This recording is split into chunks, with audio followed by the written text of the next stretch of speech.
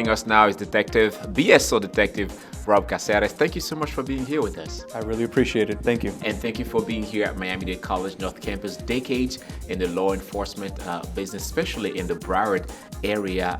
You covered so many crime scenes, but one of them is, memorable, right? Mass shooting at a major high school. You were there under your leadership. You helped solve the case. Tell us more about that one. At the moment that we arrived at the school, it was chaos. And you could imagine with hundreds of students and school staff, it was just a lot of chaos. There was so much evidence that needed to be collected and documented, not only at the actual building, but other areas.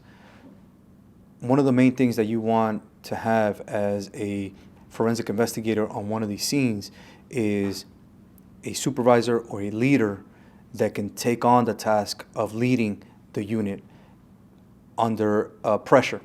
Mm-hmm. And I was one of those persons that were placed in that role. I love to lead, and under pressure, it's already happened a year before that in another scene, but under pressure, I can work well and lead and continue the investigation.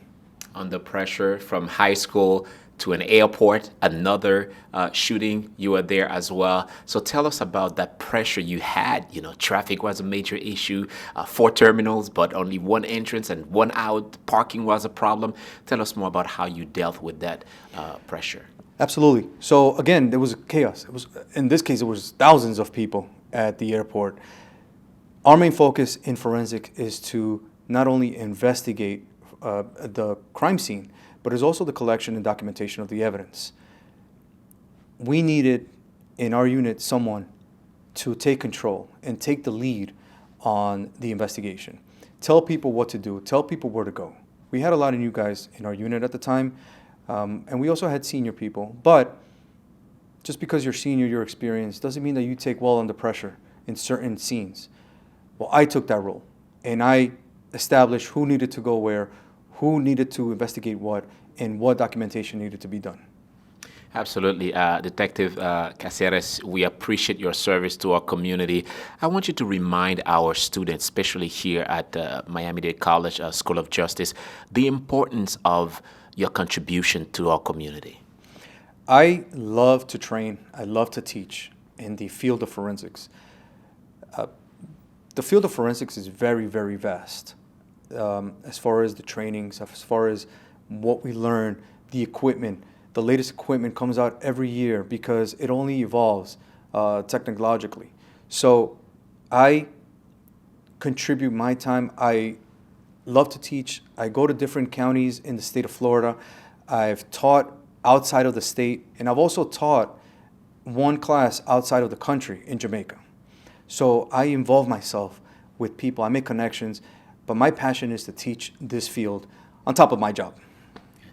Again, very important impact you are making on the African American community, English community, but most importantly, the Hispanic community, Latin community. It's very huge for you to have more people who speak different languages. They can serve the community.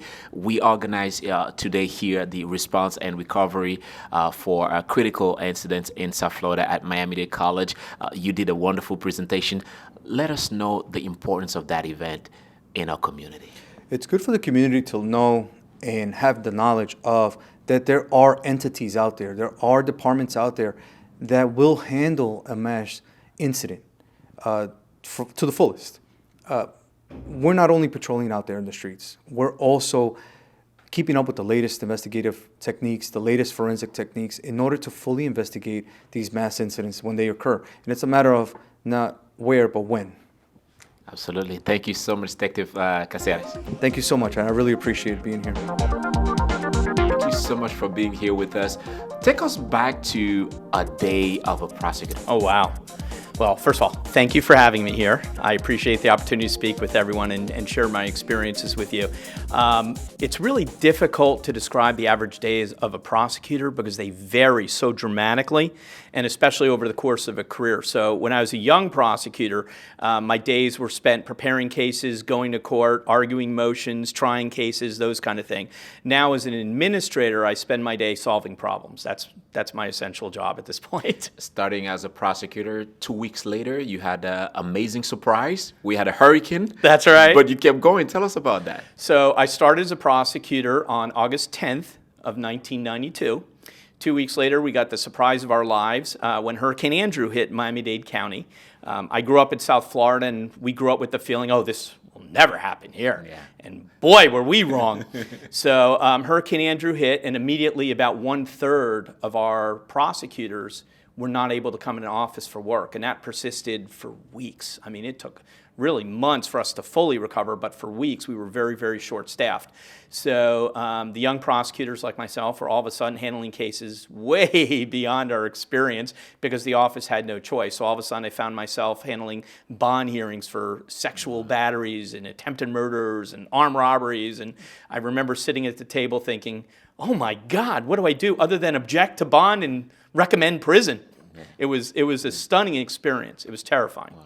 Prosecutors are dealing with lots of paperwork, investigation, but most importantly, warrant. Tell us about the importance of warrant in our society, especially for a phone or for a computer. You do need that. Absolutely. First of all, every lawyer deals with paperwork, and we all complain about it. No matter what kind of law you do, you're going to complain about paperwork. It's kind of like part of the job. As prosecutors, we have all sorts of paperwork we do, and frankly, I'm the cause of a lot of that paperwork because I like to track data. And the only way I can have data is if somebody gives me the documents and the data I need to be able to do my analyses. So we do a lot of data tracking in our office. As for warrants, we generally do search and arrest warrants are the two types of warrants that we deal with. We do arrest warrants, generally speaking, when either somebody's a flight risk and we want to get judicial approval for it, or where we can't find him. That's really where we do arrest warrants. For search warrants, we do anytime something's recovered or we want to get into something that we can't access without a warrant. So usually we'll rely on consent if we can get it. In some cases, even with consent, we'll want a warrant. But in most cases where we get warrants, it's where we don't get consent. So we'll want to search houses, cars, computers, cell phones, all sorts of other things. And we'll work on all those warrants. Every warrant in Miami-Dade County is reviewed and approved by a prosecutor because we want to make sure they're legally sufficient. What would you say to a student here at the School of Justice at Miami-Dade College North Campus, a beauty of becoming a prosecutor? Oh, man. It's the greatest job in the world. I love being a prosecutor. I spent 8 years in private practice, as you know. And while I was in private practice, I went and I spoke to the prosecutors who were working at that time. And I remember standing before them, and I said to them, you know, I have the job that at least half of you want. I'm a partner in a big firm downtown, and I love my firm. And I loved the paycheck I drew every month. But I said to them, let me tell you the reality about my job. On my best day, I save a corporation a few bucks. And if I'm really lucky, somebody notices. As a prosecutor, on your worst day, you get to go home knowing you at least tried to make this community a better place. That makes your worst day as a prosecutor better than my best day as a partner in a law firm. Wow. And 7 months later, I came back to the state attorney's office, and I went down to county court, and I saw one of the prosecutors I had spoken to. And I said, you remember that comment I made about how great the state attorney's office is? And he said, yeah. And I said, you thought I was full of baloney, didn't you? And he looked at me and, yeah. And I said, well, guess what? And I showed him my state attorney ID, and he about fell over. He was like, you're back. And I'm like, I was serious. This is the greatest job in the world, and I'm thrilled to be back. Wow. It's like turning anything negative into positive. You have the fuel to keep on going. That's why you keep on contributing to our society, to the law enforcement field. Tell us more about your motivation. What keeps you going on a daily basis? All I've ever wanted to do is make a difference. And in this job, I feel like I make a difference every day. And I feel like everybody I work with makes a difference every day. And if you don't mind my hijacking the video for a second, I will say to anyone who may be watching this who's in any other aspect of law enforcement, your crime scene techs, your police officers, your investigators, any aspect of law enforcement, everything everybody does is critical to the process. I can't do my job if you don't do your job. It all matters. And the only way we could protect our community the way it deserves to be protected is if we all work together. Well, Prosecutor Stephen, thank you so much for your service, and thank you for keeping us safe, as you mentioned. Thank you. Thank you, and thank you for what you do.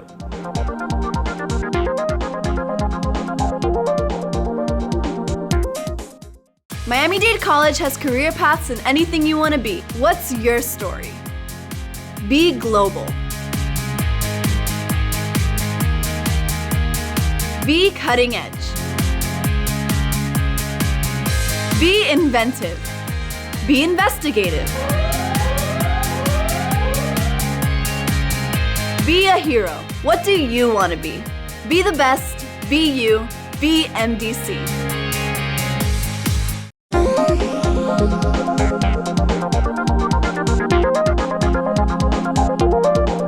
Many times people see there's a hurricane. They think it's just a hurricane. But there's more into that, especially in the hospital side. Tell us more about the role hospitals play when we have major hurricanes, especially in South Florida. So hospitals definitely do a lot of preparedness prior to a hurricane actually arriving. They follow the weather patterns closely. They try to go through de-escalation, but also to try to get a lot of patients out, because if you can imagine, you don't want to have full wards in the event of a hurricane, because that is a lot of pressure on their system. So the hospitals also work with Office of Emergency Management to prepare for specialty clients from the MMF program, the EAP program, and they check, their generators, they check their fuel, they check all the different systems in place. They have huge lists ready to go in case of a hurricane. We know coordination planning are super important in terms of hospital. We get hit by COVID. Yeah. And that's a reminder how important it was for you guys to plan to help the community. Yeah. And trying to do that with a hurricane on top of it is also a wild ride, I'll tell you that. But for COVID, a lot of the hospitals have been preparing for a pandemic. We do a lot of training with the Department of Health on all that information. Hospitals were rapidly able to create a lot of space to house a lot of patients. So hospitals were learning at the same time, but because we had a lot of preparedness and planning and trainings and exercises beforehand, they were a lot better prepared to handle the onslaught of COVID. Talking about training, we know that hospitals work closely with law enforcement officers. You also give some of them some trainings, and they save lives. Yes. We saw the video of a police officer save someone who got shot 7 times. Tell us about the importance of training. So the training that you're referring to is the Stop the Bleed program. It's actually a national program by the American College of Surgeons. And what that helps us do is when, there's everything happens around the golden hour. Mm-hmm. If something happens to a patient, you try to get them into the hospital within an hour so that the chances of them saving their lives are a lot higher than if you were to bring them in a little bit later. So a lot of training, particularly with our law enforcement officers, is important because law enforcement officers are everywhere. They're constantly just in the community, whereas the hospitals are not. So having that connection that they can prepare for that before EMS arrives and then bring them to the hospital, it greatly enhances the hospital's ability to save lives. But not only that, let's talk about prevention. You also major into prevention in our community, the importance of that. Right. Prevention just in general is important. Our community, the more you're prepared for an event, the higher the likelihood is that you're going to be able to go through it and not get not I want to say scarred, but that you'll be able to have the resiliency to survive an event like this. Because you can imagine, thinking back to Hurricane Andrew, to this day, a lot of people have that on their soul. They think about the experiences that they've gone through, and or if the more people are prepared for it, the less it impacts their daily lives. Okay, Response and Recovery for a Critical Incident in Florida, organized here at Miami-Dade College North Campus. Your take on that, do you think is an amazing event? I did. I thought it was very interesting to see because, you brought a lot of speakers from a lot of different organizations. I'm very thankful that you brought in healthcare as well because, as you know, healthcare plays a huge role. Healthcare is not normally something that people think of right away, but like I said in my speech, all roads lead to the hospital. Something happens, the hospital is there to provide them. This is services that they need. So it's very important to have this collaboration from multiple partners to be able to have the best chance for our community to survive an incident. That is so true. Thank you so much for your service to our community. Thank you so much. How do you feel? We have so many male in the law enforcement field, but now having more women involved in the law enforcement. How does it feel for you? It feels great, and I've had a great career with it, but I think the level of parity makes a difference now. And the reason why I say that is because you have females that have a different mindset to be more physically fit and to integrate better with the men in the responsibilities. So it's been a great fit for me and a very good experience. Your work concentrates more on critical incidents, a higher level, bombing. Explain to our viewers some of the critical incidents and how you think local law enforcement should work together to resolve these cases. That's a great question. So a critical incident is basically a situation where your life or a high threat of injury is imminent and possible or has actually just occurred. And for example, with ATF, we work bombings, we work firearms cases, things like that. And in those situations, that experience has been just to get there as quick as possible, to preserve life, to prevent further injury. And we do that on a large scale. We have specialized teams that would respond. So for example, I was on our special response team and where we had a shooting situation or an active shooter, such as the school shootings, airport shootings, and things like that, we would respond as the team and then basically integrate quickly and go in and stop the threat, identify and stop the threat. It was so important, and we had such great relationships with our local partners. And the reason why that's important is because we're federal and we're still coming into their house. We're coming to their area and we're not telling them what to do. We're telling them we're going to help you. We're going to support you. We're going to do anything that we can. But at the end of the day, more people, more experienced people, more firepower, meaning that we have like the level of firearms that the shooter might have, has always been an asset and has always worked out really, really well. When there is a critical incident, there's no room for error. We have to communicate clearly with each other. Talk to us about that importance, because you come in and you have to make sure that whatever you're saying to another agent, whatever you're saying to another detective or officer, they need to understand this is exactly what you mean. That's very true. And basically what's happening is you're operating at a very high, a rapid pace of response.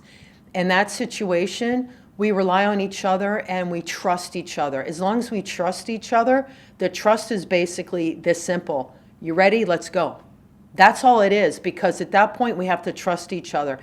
And we also trust if somebody's not ready to go and needs to do something else and be in the back, be on communications, they'll do that. But we're ready to go. We're ready with our local partners, and the communication is actually that fast. You going first, I'm behind you, I've got your back, you've got my back. Hey, keep looking, you hear something, let me know. It's really basic communication, but it really comes down to a level of trust, and that's the best communication that you can have. Great communication, coordination is key. We see you so many times here at Miami-Dade College North Campus. I want you to tell our viewers the level of motivation that you're sharing with our students here to join law enforcement. I have such a passion for law enforcement. I have such a passion for young people that are trying to find their way in this lifetime. And what law enforcement does in the careers and the opportunities that it creates is it creates a team camaraderie that you don't see in a lot of jobs. It creates the ability to have some freedom and some flexibility and movement, but a lot of personal growth, a lot of emotional growth, a lot of team growth. And that's the kind of things that I get excited about when I'm here teaching or helping, presenting, whatever I can do. I have such a passion for it. But at the end of the day, I want to see our youth and people have that drive and motivation to do something not only that's going to be good for themselves, but is really going to help the community also. You are a role model to our community. Forget about law enforcement. That's not only what you do, you're also a coach. Wake up early in the morning Yes. to coach volleyball team. Tell Yes. us about that experience as well. So I'm a former pro beach volleyball player. I played internationally, had a lot of success, and recently I'm working with a very Division I program also on the beach, and we won our tournament last weekend. We're going to have a really great season, and again, that's balance. Athletics, coaching, teaching, working, it's all balance. And at the end of the day, when you have that, you have a great life. Absolutely. And you look amazing. Stay healthy as well. When I see you with a smile, you're always sharing what we call the positive energy with others. Thank you so much for your service. Thank you, and thank you all for giving me this opportunity also.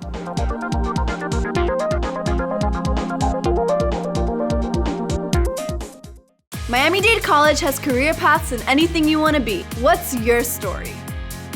Be global. Be cutting edge. Be inventive. Be investigative. Be a hero. What do you want to be? Be the best. Be you. Be MDC.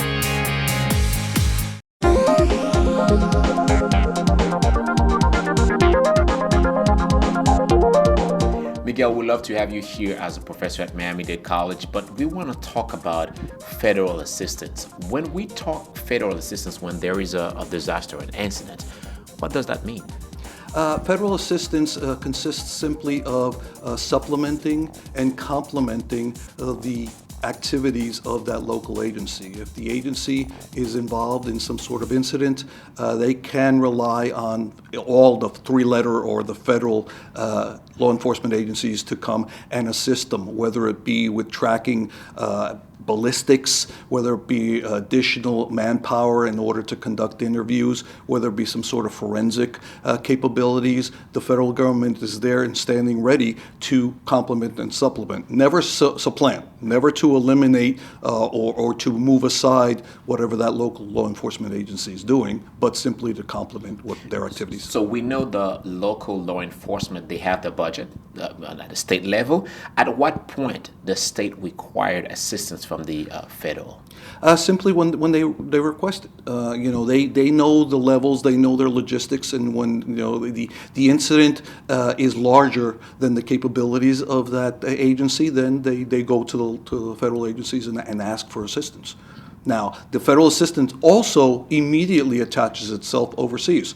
If you are a U.S. citizen and something happens overseas, as has happened in many cases, we are there to protect and serve Americans wherever they may be. So that also applies itself immediately, and there is no request for assistance at that point. The federal government agencies will go and conduct whatever investigation or whatever hostage negotiations needed to be done in order to get those people safely back home. You are teaching our students here at Miami-Dade College a lot of technicalities, right? The codes that they have to stay, one of them, state of emergency. Mm-hmm. So when they say state of emergency, what does that mean, and how the local government now start working with the federal? Sure. An emergency by its definition is an act that is not common. It's something out of the ordinary. And then that's what we're talking about when we talk about emergencies. And unfortunately, the emergencies that we get involved in, especially in law enforcement, are tragic, and they affect people. So when we do the classes, and I talk to my students about these classes, I remind them that they are not there to protect and serve. protect and serve the communities that they are serving. And whenever something tragic happens to them, when something happens that affects them deeply, we are the first front line. We are the representatives in law enforcement of that executive branch of government. So as the representatives, we got to be there for them. We got to be able to tell them, hey, it's going to be okay. We support an investigation. We treat the victims. We treat the victims' families many times as well in order to have them understand our capabilities and what we're doing, so they're not foreign to what's going on and understand completely that the government is there for them. You have been serving our country at so many levels, now serving our community. Tell us about the contribution, the importance of that contribution to our community. And now you are passing on your knowledge to others. Yeah, I never really thought when I retired in 2017 that I would get the job satisfaction that I have been having now. As a matter of fact, I just received my tenure here at Miami-Dade College, and I have been enjoying it. Seeing these brand new faces, knowing that they have a future in law enforcement, knowing that they're going to replace me and others like me in these jobs, makes me feel proud. And anytime I hear about any of my former students getting these jobs, to be out there, I remind them that they're out there for that community. They're not there, for any aggrandizement. They're not there for, just to make a lot of money.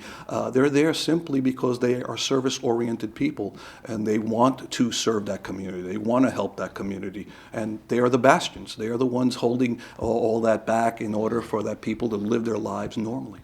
I cannot let you go without talking about the importance of education into law enforcement. Absolutely. There used to be a point in time where a high school degree would get you into law enforcement. That's no longer the case. That's no longer the case. We are uniformed social workers when we go out there. We need to put out that fire. We may not be in the fire services, but that virtual fire that is occurring, something's happening. If police are called to an incident, you got to realize that you are now showing up in someone's life. It's probably the worst day of their life.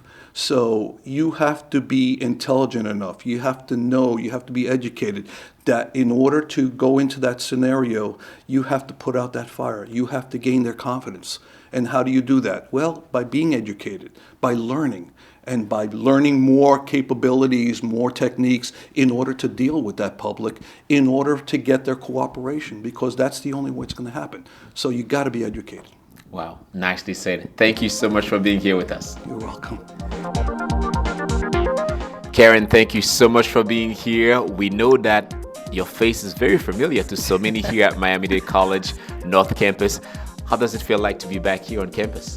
Well, it's almost like I never left, simply because I'm still in contact, of course, with Ms. Plotkin, and I'm always doing classes for her when she calls to ask. So it's great being back. Retired but want to stay active, so you're still involved in so many educational levels of places that you keep involving. Yeah, absolutely. Once a teacher, always a teacher, especially when you love what you do. When you have all this knowledge, it does no good to keep it, so you have to share it, and I love sharing it with students. A great presentation today about disaster. Important to remind our viewers and also our community how to behave when there is a disaster, especially from high school students if they've never faced any type of disaster. Exactly. Well, that's a good thing. I'm glad that none of them have experienced, Hurricane Andrew and Wilma, Irma, so they've never really experienced stuff like that, which I don't wish that on anyone, but I hope they took into consideration some of the things that we talked about today, and just to basically be safe if something were to happen. Another disaster is the Surfside. Oh my God, what yes. can we learn from that, and how can we prevent something like that? Can we present that? That would be out of our hands and out of our pay grade in regards to preventing that. But I'm sure that we've learned a lot from that building and the way it collapsed, from future building and the certifications needed for these buildings that are going to be built, and even the ones that are there now. So they need to take a look at how these buildings are built so it doesn't happen again, or try to prevent it. Yeah. Recently in Miami Beach, we noticed that the councilwoman, they voted now to have more public documents available if somebody wants to rent any apartment in the building, so they know more or less when they have to do any type of rehabilitation in the Yes. building, all of that. Is that a good step forward? Oh, absolutely. And they need to take it even a step further for prevention of, disasters because, that was a loss of life. Look at all the lives that were lost in that. And so to have more inspections, more permits, require stuff like that could hopefully prevent future disasters like that, Yeah. You were talking to many male, but female as well in law enforcement Yes. in South Florida. Remind our viewers the importance of having more women in the law enforcement, and also how is it for a female in the world of the law enforcement? Well, law enforcement, I can't speak for that because I was a firefighter. So those are two male-dominated employments.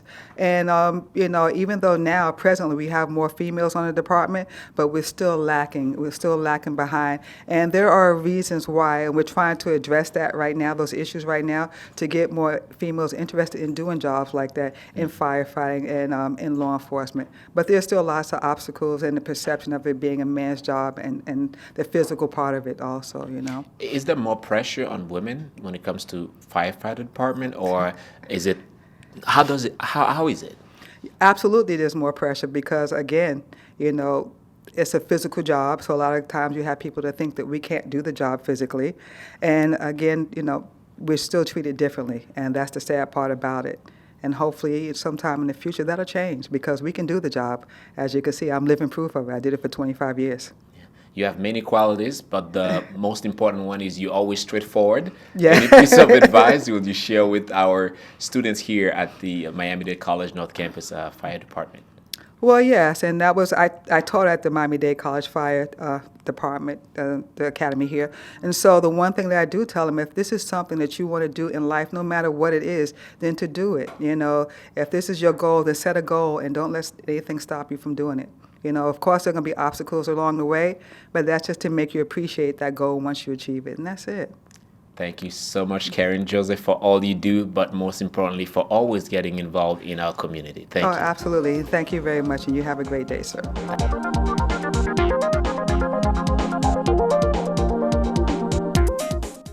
Miami-Dade College has career paths in anything you want to be. What's your story? Be global. Be cutting edge. Be inventive. Be investigative.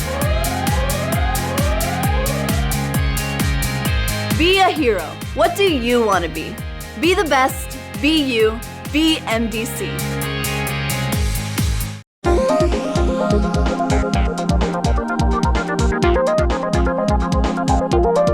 You did a wonderful presentation. I was watching it. You were talking about human remains and the importance of canine on set. Remind our viewers about it. Well, the importance of having the canine on the scene of a human remains detection is their ability to cover a lot of area with a very specialized nose that will help us find it. The great majority of times, human remains are not visible to the naked eye, and the dog's nose detecting that odor of the human remains being there in or under the ground is what leads us to it and then enables the law enforcement agencies to start working the scene and collecting their evidence. And that process takes time. You cannot rush it. The canine need time to find out, looking for a suspect or looking for the human remains in that case. Oh yeah, I mean it takes years of training, and then the dog goes through a certification process, as does the human handler, and the search itself can take time depending on the weather, depending on the amount of area you're trying to search, and the type of area. We've seen the passionate work of K9 during whether hurricane, earthquake, or the Southside building collapse recently in South Florida. It was very needed and efficient. Yes. Yeah, the dogs are, to them, it's fun. They don't know the difference between work and play, so they're doing what you've asked them to do through training and reward process.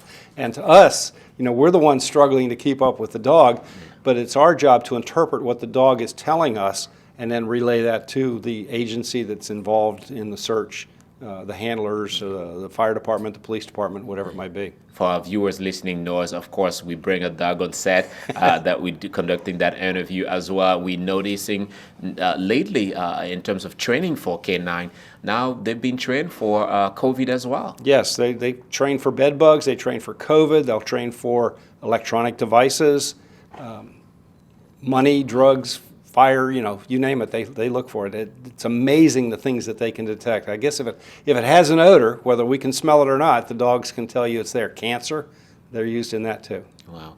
Before I let you go, I wanted to talk about the importance of the response and recovery for critical incident in South Florida, that event here at Miami-Dade College North Campus. What is your take on that? Oh, I think it's a great thing to have to expose people, especially the younger people that are coming into the industry, whether it be law enforcement, fire rescue, the crime scene investigators, the public in general, to have some idea of the things that are needed, the techniques that are needed, the tools like the dogs or the electronic devices and things like that, to be able to get the job done, perform the mission, and ultimately bring closure to the victims' families if we're talking about a human being that is either missing or dead. Wow. It's that closure that's the important thing. That's what gives us the chills. Wow. Thank you so much for being here. Great information. Thank you. A very important thing that you mentioned throughout your presentation is you enjoy having dogs that are really hyper. Families are saying, oh my God, the dog is jumping all over the places.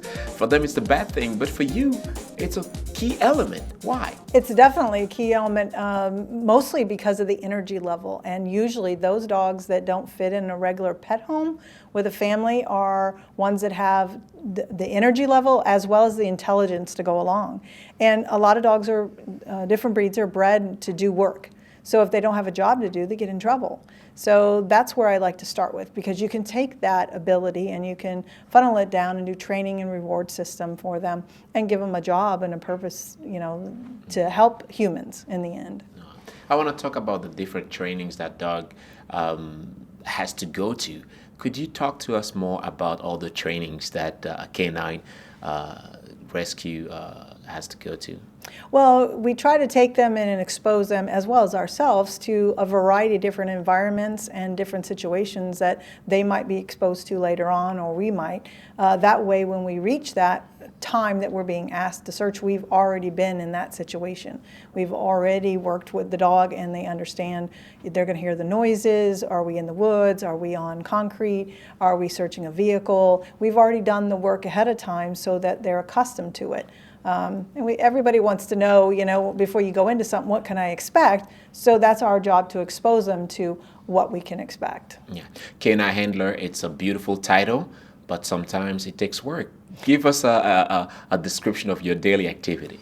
Oh, goodness. It basically has to do the basics of they need to be fed twice a day. Their diet, even what we feed them, is we specify it for them, their work activity, as well as all the nutrients for their age. If I got a puppy or I have a senior, an older dog. And then it's exposing them to different trainings. They're at all different levels. So Ziva here, she's seasoned dog. She's been trained before.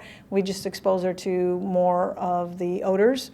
If I have a younger dog, then we're going to do more repetitions. I'm going to work more on providing an odor to them and making them understand, I want you to go to this odor, you're going to get a reward, and I wait them out and let the little mind think. You can watch their body language, you can watch them, and it's actually very fun to watch when that little light bulb goes off and they go, oh, I get it, I want this reward, so this is what I'll do. So. Wow. Yeah. Wow, that's amazing. Amazing to know that. Any piece of advice would you like to share with our students here at Miami-Dade College or the community in general when it comes to K9 Handler? I would say it's it looks all fun and everything. It's, oh, the dogs are so cute and everything, but it's a lot of work. And it's not for everybody. Not everybody can do the work. We're all volunteers. So obviously we don't get a paycheck, but we have to make sure the dogs do. And it's, all the time being ready. I've missed a lot of Christmas, a lot of holidays with my family, a lot of kids' birthday parties, because the call will come in and we have to go because that's somebody's life and they've understood. So it is kind of a sacrifice. Wow. I want to thank you so much for your service, and we love you here at Miami-Dade College, especially the North Campus. Thank you for that wonderful presentation as well. Thanks for having us.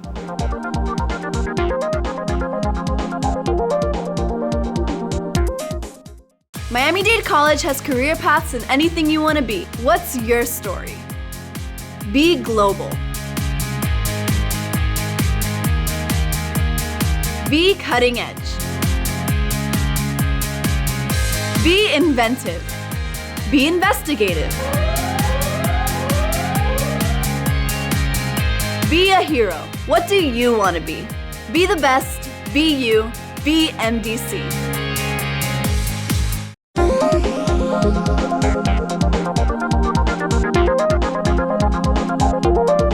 Thank you so much, Dr. Containers, for being here with us. We appreciate you. Wonderful presentation you did earlier about the response and recovery for critical incidents in South Florida, a panel where you were talking about the role of NTSB into transportation incidents. Tell us about that role and why is it important, especially when we have an incident, when we have a crisis, when we have a major mass shooting. Right, yeah, well, thank you. The National Transportation Safety Board investigates transportation accidents to not only figure out what happened and why, but also to issue recommendations to prevent a similar type of accident from reoccurring. And that's the main goal, is to not allow another type of accident or to not let a similar type of accident from happening. And when there's an incident like that, if it's a family side, they treat it maybe fairly because it's family, every family members, they see it the same way, but the media may have a different perspective when it comes to coverage. We saw what happened with the late Kobe Bryant. There was a major attention to that, but we still have other incidents where we may not even know about. Right, yeah. So, yes, certainly some accidents garner a lot more media attention. We have a media relations division that focuses on engaging with the media and providing them information at the appropriate time. But we also have a family assistance division at the National Transportation Safety Board. And the focus of that program is to provide information to family members to address their questions about our investigations, and to also refer them to other resources that can assist them with their recovery process. To avoid our viewers to call just for fun, if you have an emergency, you call 911. That's right, yeah. So when do a family member call you guys? Well, that's a really great question. So family members can find our information on our website, but our family assistance program has procedures to identify family members that are affected by working with the local response communities, and then to proactively reach out to those families and to explain to them who we are, what we're there to do, to address their questions, and then to keep them updated about the status of investigations, and then to continue to address their questions for the long term. Give us a description. If there is, for example, a mass shooting in a high school, will NTSB intervene in that, and at what capacity? So given that specific example, no, we would not. We're not a criminal investigation agency. Our focus is transportation accident investigations. So if we received a call from a family member that believed that their loved one was involved, we would take down their information.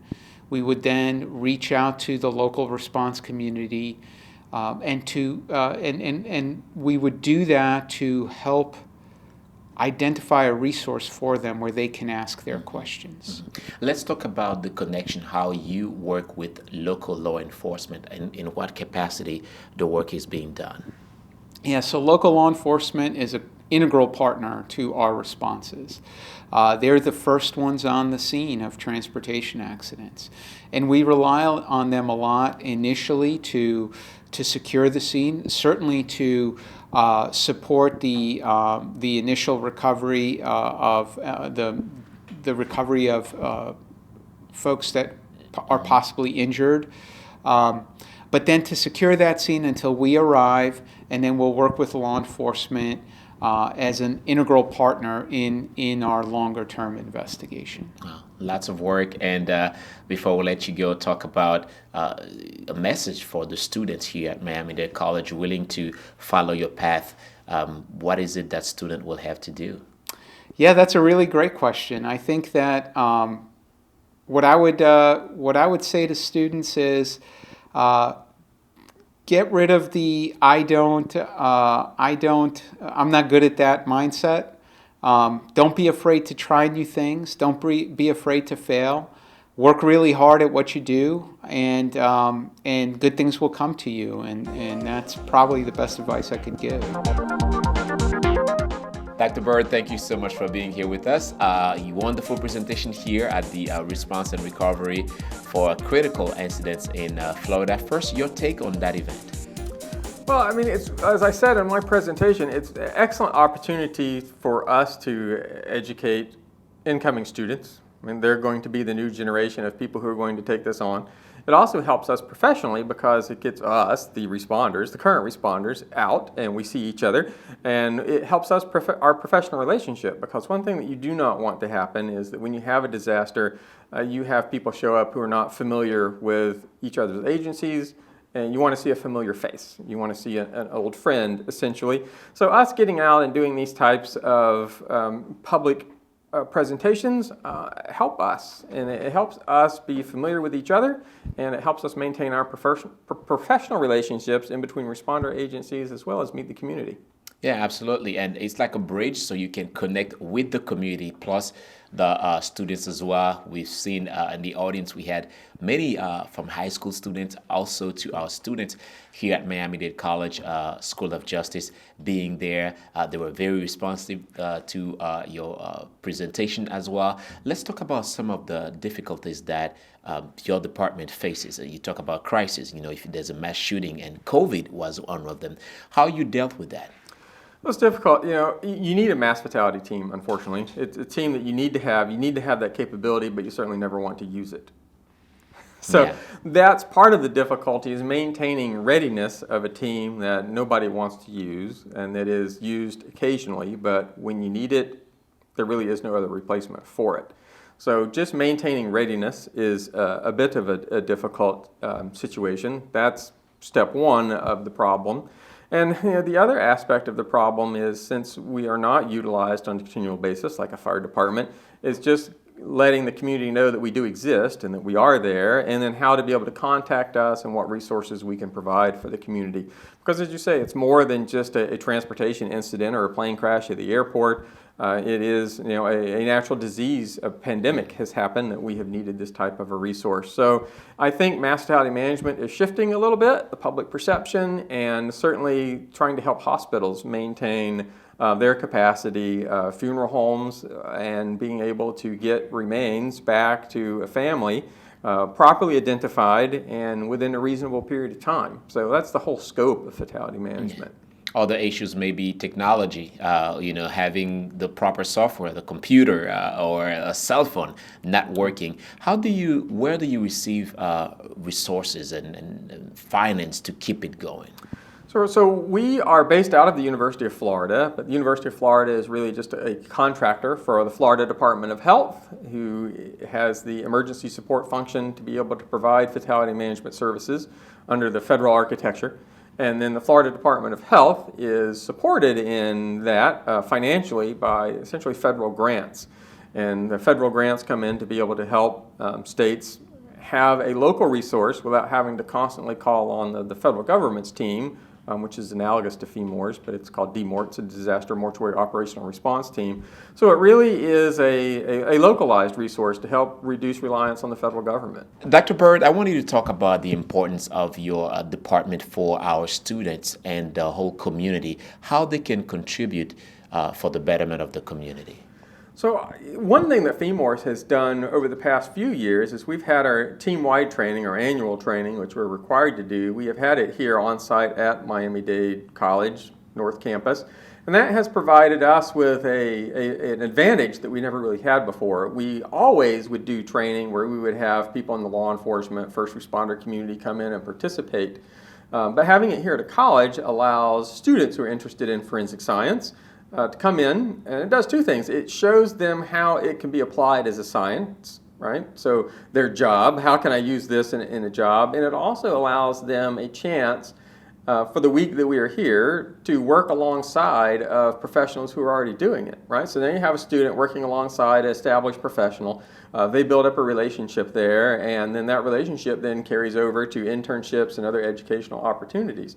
So FEMOR's ability to come here at Miami-Dade College not only brings in the next generation of people who are going to do this, it helps students very early on in their career make the decisions of what they want to do within the forensic sciences, so when they take the next step and go to a graduate school or get a more specialized technical education, it allows them to target that educational program. Because forensic sciences is a huge discipline, right? It's the forensic sciences. It's a lot of sciences who don't necessarily have a relationship to each other except for a legal application. And one of the things that we have when students want to come into forensic sciences is, well, I'm interested in this, but exactly what do I want to do? Do I want to be a death investigator? Do I want to do a crime scene tech? And what are the differences between those two jobs?